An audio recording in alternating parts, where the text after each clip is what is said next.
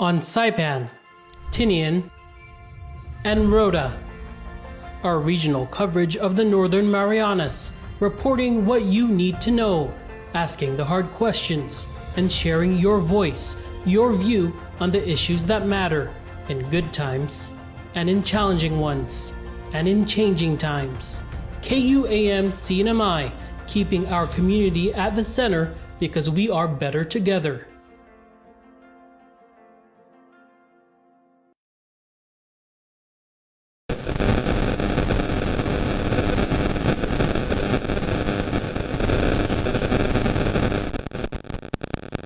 There's any concern, programs will continue.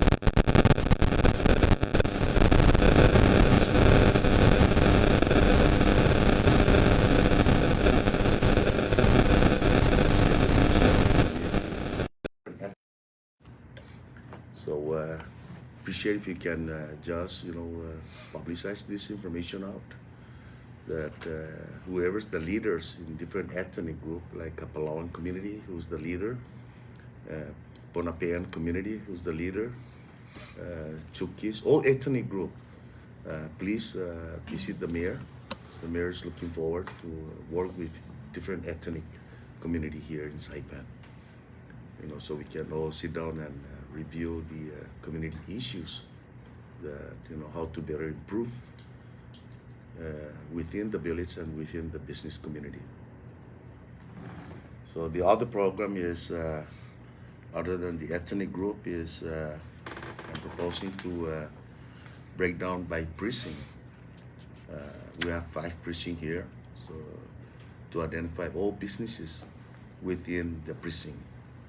Like precinct 1, all the business, I'm gonna be sending out my staff to check all these precinct by precinct, in every precinct, how many business and what kind of business, to meet with me, to establish this work relationship and sharing and work together on these community issues. Okay, so those are the things. The other one that I'm looking forward to develop is youth program. Last year, I met a couple of martial arts, black belts, instructors, to help me in establish this program to the youth. How can we work together to occupy this youth time, like summer program, instead of, because the school is closed, the summer program, so what program do we have, to cater the youth during their vacation. So those are the things I'm looking forward, and basketball courts, we already identified that we have a 45 basketball court on the island. I was shocked when I see that number, but that's the number that we have in Saipan itself, 45 basketball court. So I'm exploring all sorts of funding. I got a couple of people working on the grant, to see how we can get this funding to revitalize the basketball court in the island. Some of the basketball courts were adopted by volunteers, to resurface the basketball court, and maintain it. So there's a couple of basketballs that have been adopted by a non-profit group. The Adopt a Place program is continued. Whoever's interested, to adopt a place that is considered manageable to them, twice a month to beautify it, that program is still open. I met with the VFW organization last November. They have this national or international group, because some from Philippines, some from Japan. The VFW's leaders met at the Quarry Plaza. So I deliver a speech in there, seeking their help. I understand the veterans also seeking, help, for benefit. But at the same token, I asked them, to help me, in adopting a place. So their chairman, shared that to Mr. Brad Rosala to find a place to adopt under the BFW. So there's a lot of things that I will continue to ask business community, nonprofit group, for their help. Because as a mayor, this island is very big for one mayor, and I need help, to work closely to curb all this unacceptable activity within our community. Going back to Quarry issue. Okay, so from the January of 2023 to June of 2023, total cubic that we extract from the quarry is 1,200 cubic. Okay, and the public land is giving me 100 cubic per quarry, and look at the number that I used to repair this secondary road. This one is larger. So I hope the public land and the administration change this. Okay? And let's work together to serve the people.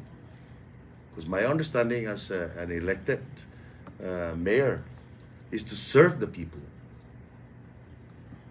Okay? That is the mission, to serve the people. So 1,200 cubits, that's the amount that before the public land cease and desist.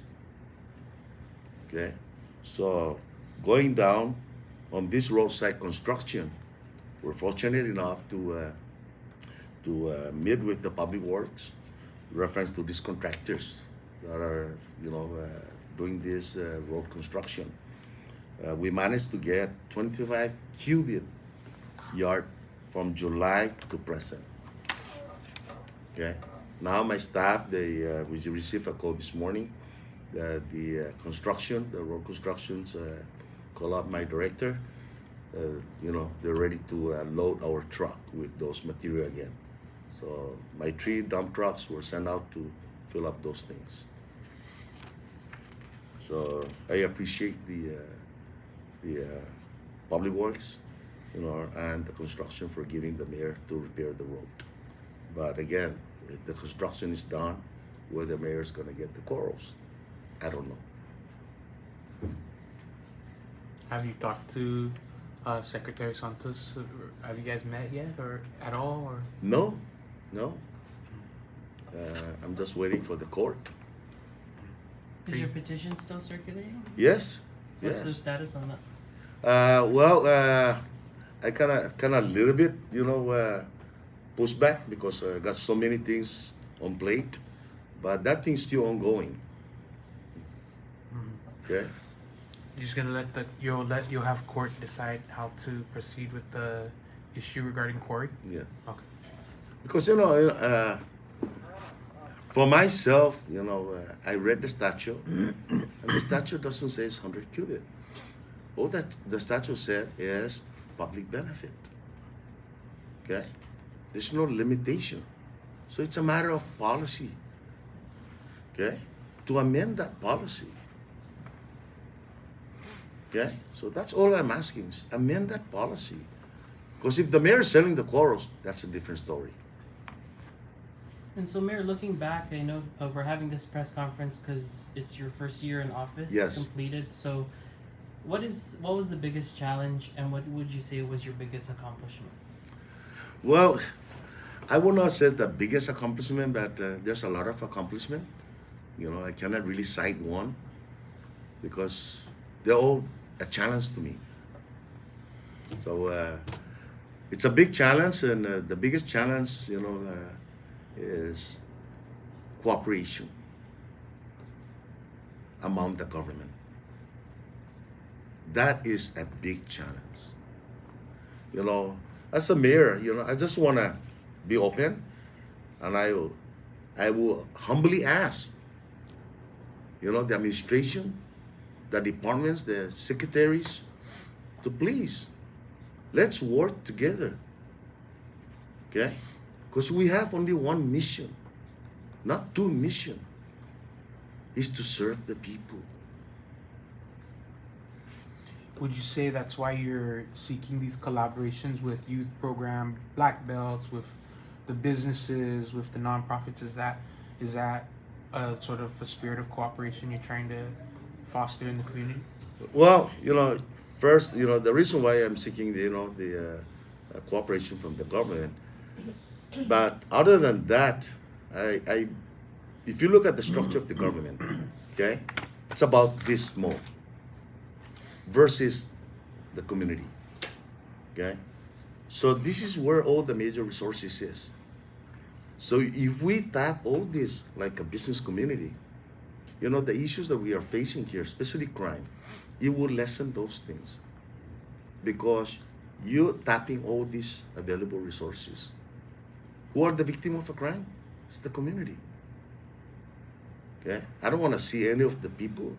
I read on the Facebook today that there's a homicide. Are we waiting for more homicide? That thing really bothers me as a mayor. And not only as a mayor, as a retired cop. So what should be done to address crime on Saipan? Well, I think we need to bring the community. What do you see something, say something. That's what we need, the cooperation of the community. See something, say something. Okay? By compounding it, by holding those information, you will not do anything good. You never know, maybe the criminals are next to you. Do you think DPS is getting the support it needs? We just had a press conference with the chief last year in December, and he was talking about recruiting is also an issue. But as a former cop yourself and as the mayor of Saipan where these crimes are happening, what's your view on that? Do you think DPS needs more support, or how do you address it other than the community? Well, just like I said earlier, that if you look at the structure of the government versus the population of the community here, the population is greater, way, way greater than the government itself. Combine all the government, the community is greater. Okay?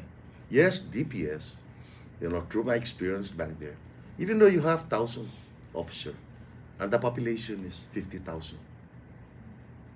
So 1,000 is less than 50,000. Okay? So if you look at the structure of this government, especially in DPS, through my background, if you have 150 personnel, the question that we need to ask, how many personnel at these particular hours? Okay? Don't look at the overall picture, because they're not all working at the same time. Right? There's a police officers on the graveyard. Okay. That's the question that need to be raised. How many officers at 8 o'clock in the evening versus the population? So again, it will never. The ratio is high. One officer versus that number. It's too high. So those are the simple mathematics. That's why as a mayor and as an experienced law enforcement, on my belief, the solution to these problems is the community. And then, Mayor, we asked this of the Palacios Apatag administration several months in, and I wanted to ask you the same question. It's a simple question. What grade would you give yourself for the past year?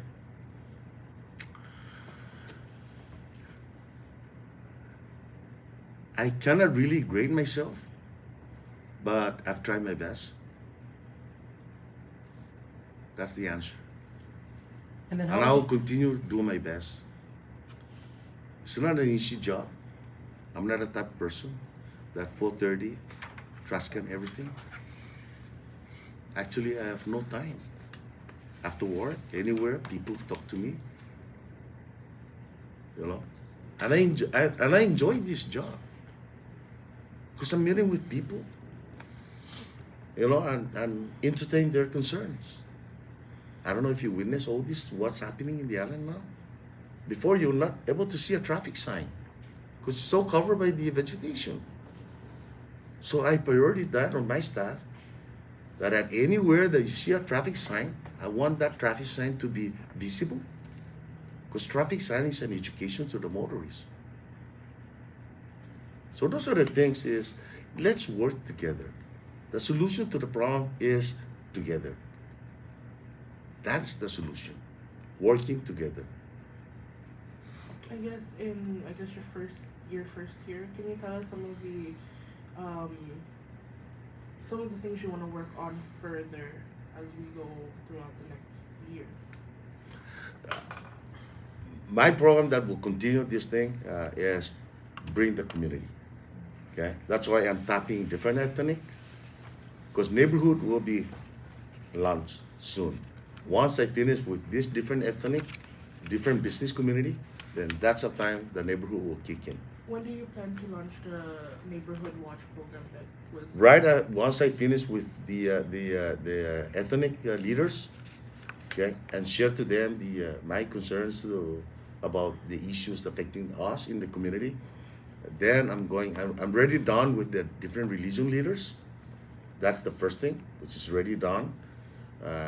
They're helping me now. They're disseminating information to their congregation, you know. So I already received this message from one of the religion members. Their pastor, you know, shared this information out. So they're all aware of it. So now they're working on it because they see the value of that concern. So those things, just like I said, that I will not stop this program until I bring this group in. You know, I want to make the business involved too. Okay, we have an issue of unemployment. Okay, so for example, precinct 1. If I bring this business community and there's an applicant within the area, okay, let's try and hire this employee. Especially if it's a walking distance, because that employee not just an employee, but that employee could be your security, could be your eye after the business hours, because it's a walking distance within the area of your business establishment. You know, so that could be your security, because that employee, that's where he's getting his bread and butter on that particular business. So those are the things that I want to share to the business community. What's the possibility, you know, of hiring these unemployed individuals within that area? How's the Marpy Public Cemetery coming along? We're working on that. We might send the personnel again with the assistant of the DLNR. That cemetery is actually by statute is assigned to DLNR, but I initiate the conversation because I receive a lot of public concern, as well as the Chalancono Rectory. The Chalancono Cemetery is loaded. It's full. There's no more new hole to be dig in there, but just recycle. The knockback is getting, you know, to the max.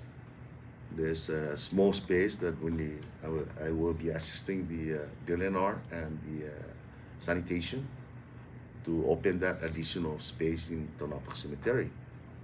But again, you know, every week, you know, we got this sad information that John Doe died again. So almost every week, somebody die in the family. So we need to start, you know, prepped up on this. So we're working hard on the public cemetery to tear down those overgrown vegetation, you know, open up the crypt that is already in place to see, you know, the condition of the crypt before we open it up.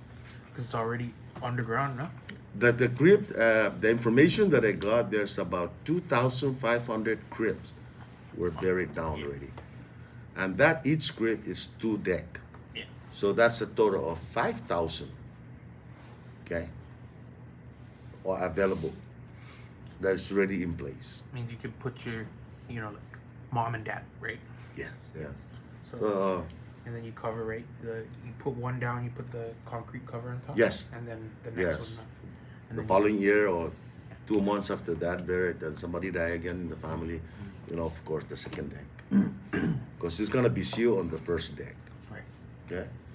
So everything is in place there. It's a matter of polish it up, fix it, you know, everything, and open up. Because the regulation already is in place.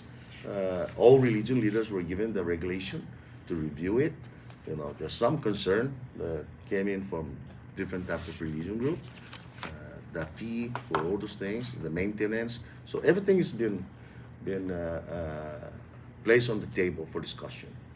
Did we meet with like the Buddhists or the Muslims yet? Already did. You already The Buddha went- King?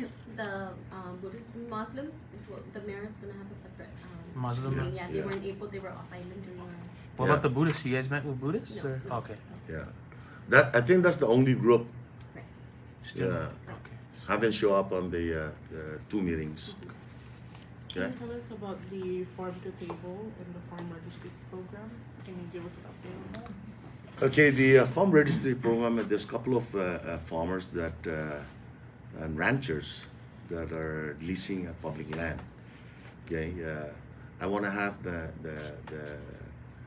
total numbers of ranchers and farmers that are occupying, because you know I submitted my letter to the governor, if I'm mistaken, 2 weeks, 3 weeks ago, seeking the governor's help, because let's just be honest that we might face shortage of food importation, and that's global.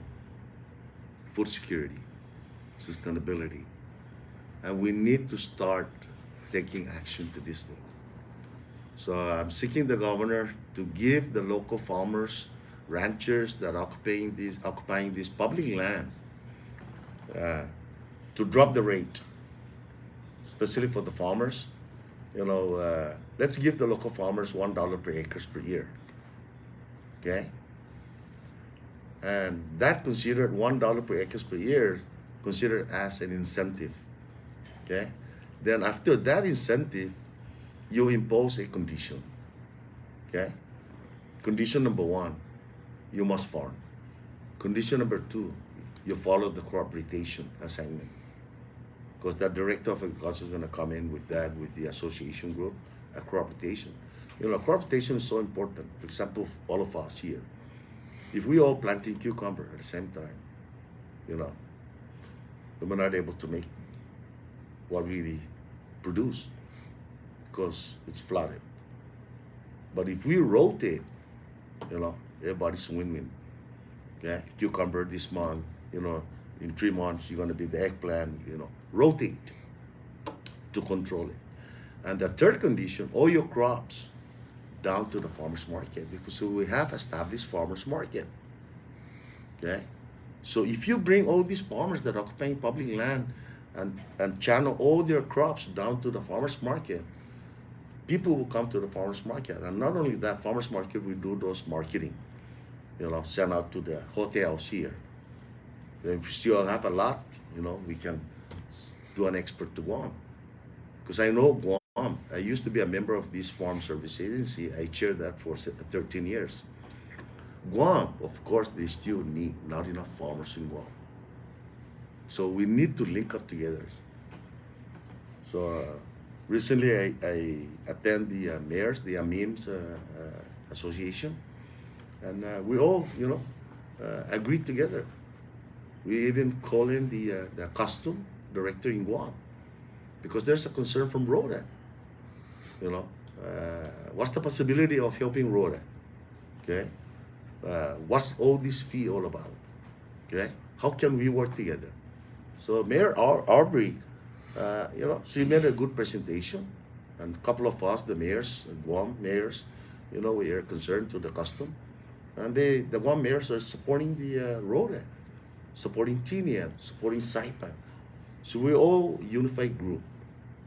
So that has been discussed on that, about how we can work together. Mayor, you've also gone on a number of trips in your first year to Japan and Palau.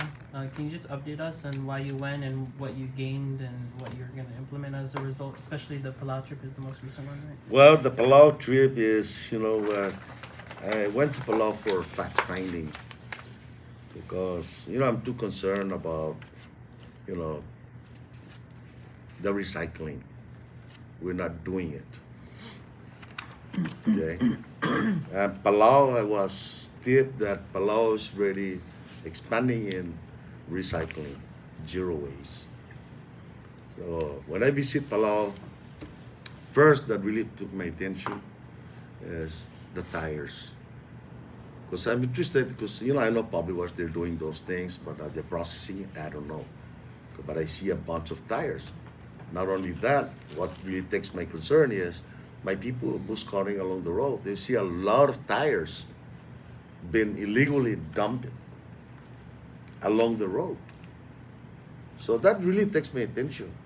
What can I do with this issue? Not just to sit back and watch. So when I get that information that the Palau is really expanding it, 45,000 tires that were placed in that area, it occupies almost acres, okay, space. When they process it, shred it to this size, it only occupied 75 feet by 75 feet square. The other thing is the glass bottles. We went to this processing area of the glass bottles.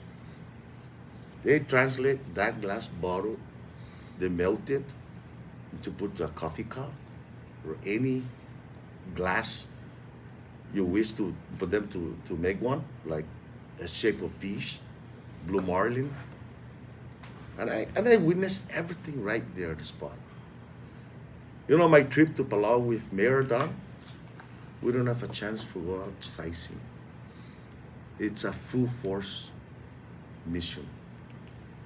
It's a full force mission. I thanks the governor of Coro. He gave me after the meeting that my mission here is to visit all these things. So he gave me one of his staff to take us to the place where we want to. Palau is really expanding.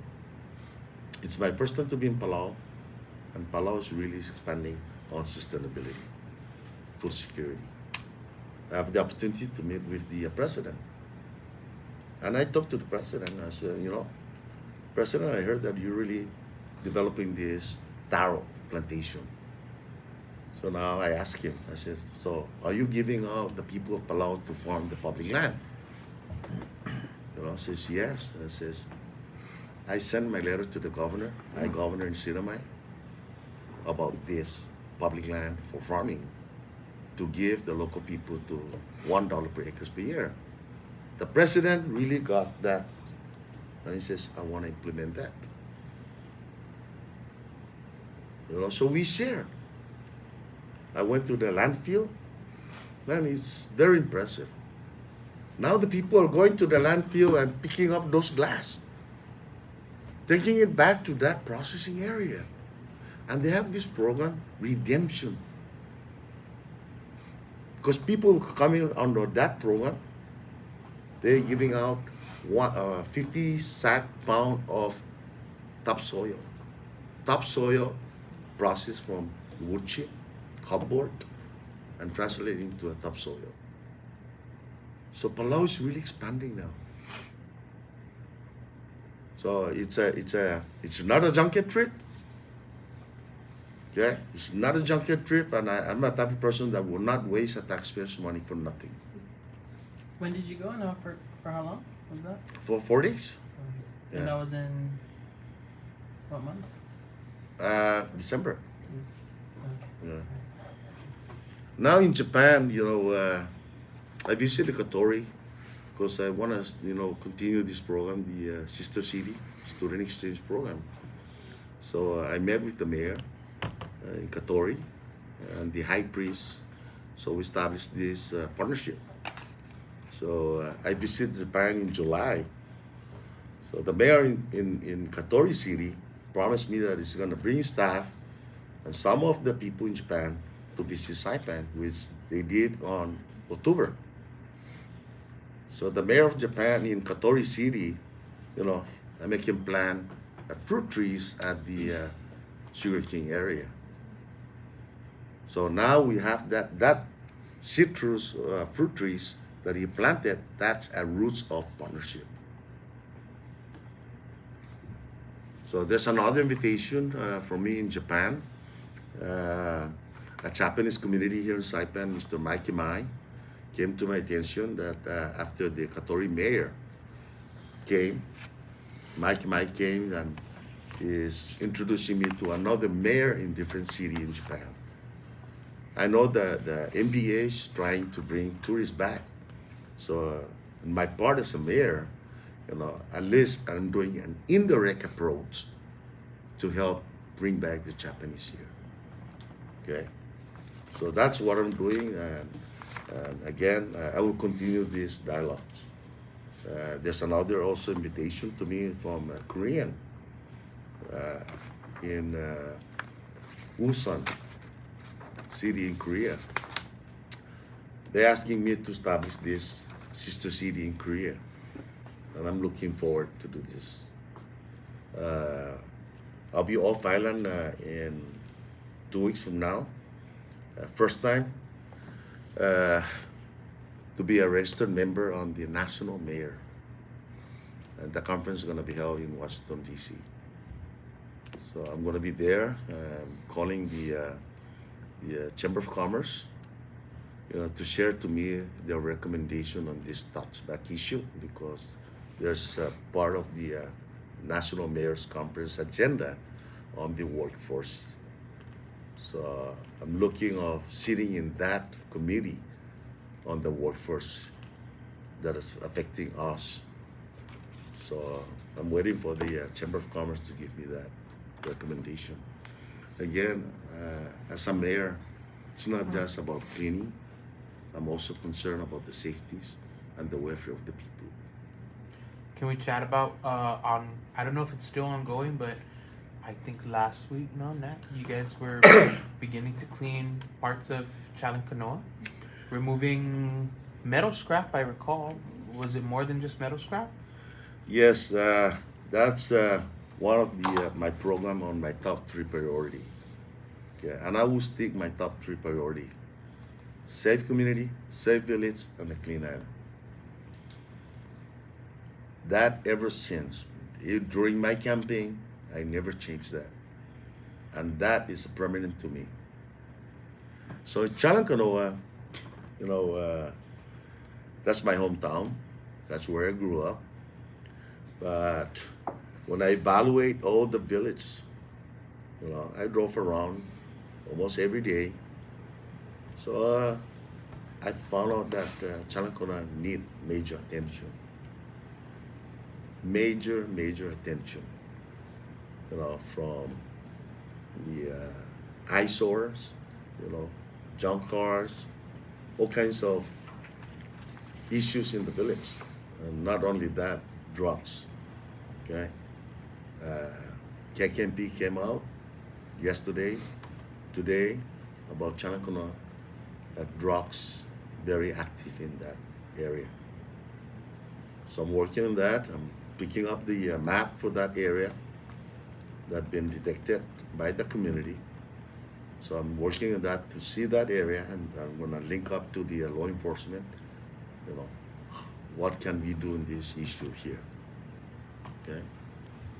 So those are the things. And Chalankanoa, we remove so many things, and I'm not gonna exit Chalankanoa until I'm satisfied. So you guys are still cleaning Yes. up right now? Yeah. You guys are still cleaning up? I got one team there. The other 2 teams, they're continue their project in beautifying, other places. But that team just remain there until we extract all junk cars, metals around the resident. Because after that, once I finish all this cleaning up all the village, we're gonna execute the village inspection. So after CK, Yes. you wanna Go to another inspect village and okay. precinct, Oh, clean okay. up those things. Then I already formed this committee for village inspection.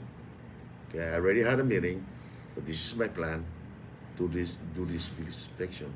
So before that village inspection, I want to first clean up this thing. Because you cannot just go there and cite these individuals. They're not, equipped. They don't have all these things. They have all these scrap metals, all these things. So my move is let me clean it up. Okay, then village inspection kick in. And then once you inspect the village, that's when people could potentially get cited Yes. at the time. Yes, after cleanup. Okay. Okay. Because you cannot really, do a village inspection knowingly. Those, metals, debris, whatever in there, been there for years and years and years. So I took that initiative, and CNMI people. Let's clean up. What we did is my staff went door to door in that village. Bring up all those things. Make sure that it's clear around your house. So that's what we're doing in Chanacano. Do we know how long we're gonna be in Chavacano? Well, Estimate, ballpark figure. I guess they're bush scoring yesterday, and now we're scheduling. Hopefully next week, we're gonna start moving those junk cars. Okay. Okay.